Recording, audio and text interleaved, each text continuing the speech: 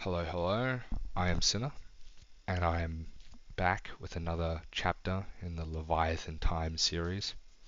If you don't know what this chapter is, this series is, I just go over articles I've written on Substack and talk about them here. Today we're talking about the Australian housing crisis, and the housing crisis will not go away. Sorry.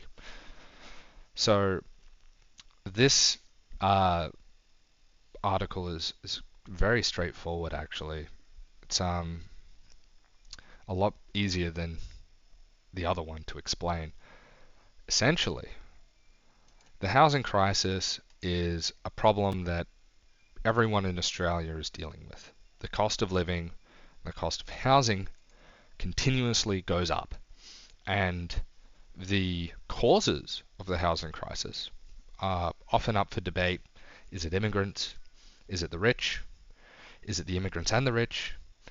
What is it? It's a lot of things. It's COVID era inflation that affects, builders, because with building contracts, you pay for them to build the house, then they build it. So if a builder accepts a contract and then during the time it takes to build it, which is like a year, the price of raw materials goes through the roof, then they're losing money on the build, but they've already agreed to it. So a lot of builders went bust. That drove up the housing price because it's now harder to build a house. Zoning laws have affected it by restricting the number of places you can build a house. Inflation has devalued the currency and driven up the cost of housing. Immigration has also affected the cost of housing because the more people that come here, the more people who need housing. So it's a bunch of things at once. Okay? It's a lot of things at once. And the thing is, whether it's this cause or that cause, the fact of the matter is the only people who can really benefit from the cost of housing going up are the people who have a lot of housing, the people who have large amounts of land or large property portfolios, which is the rich. So the only people who could possibly stand to benefit from the housing crisis are the rich. But the problem is, and this is why the housing crisis won't go away, is the fact that the rich stand to benefit from it, but the rich are the people who put politicians into power. So I bring up and I've made a YouTube video about this a long time ago, a certain article by Martin Gilens in 2014. And in that article, it shows that voting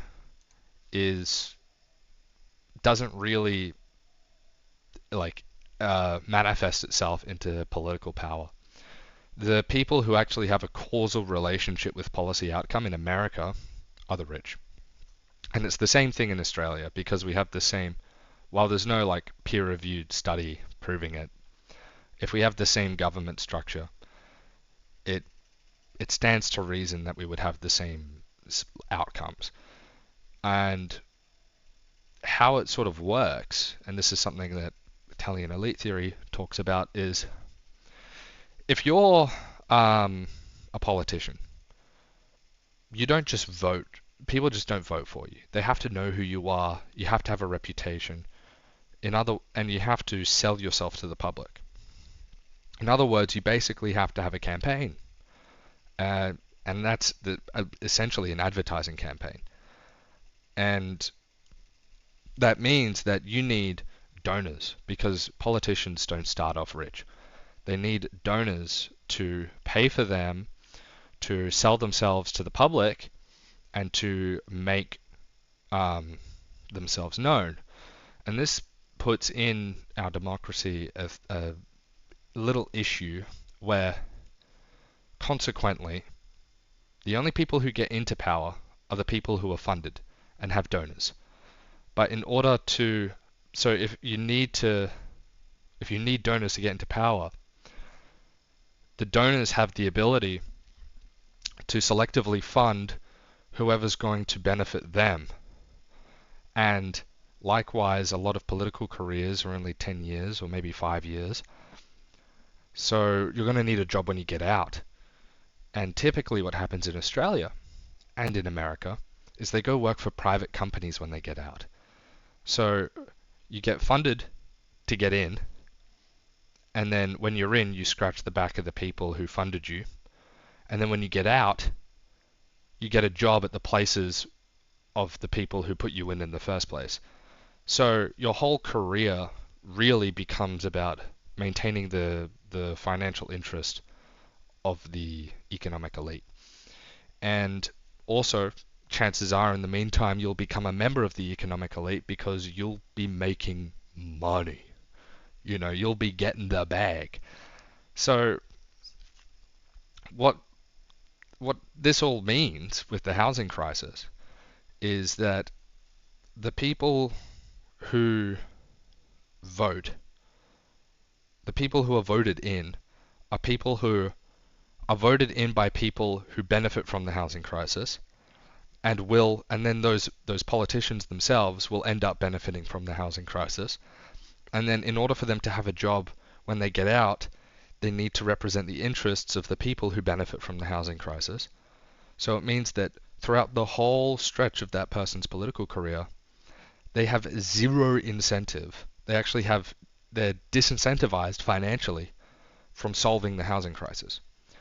So if our whole political apparatus is sort of plutocratic in this way, and the plutocracy, the rich, benefit from the housing crisis, then the housing crisis won't go away.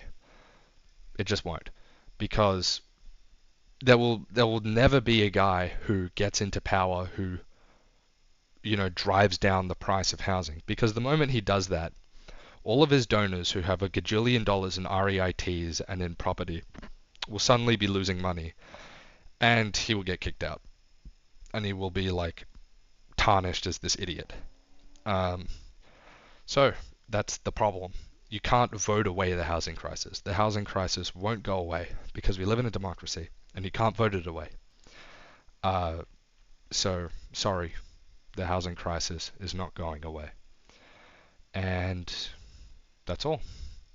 I'm Sinner. Thank you for watching, and I'll see you in the next one. Like and subscribe.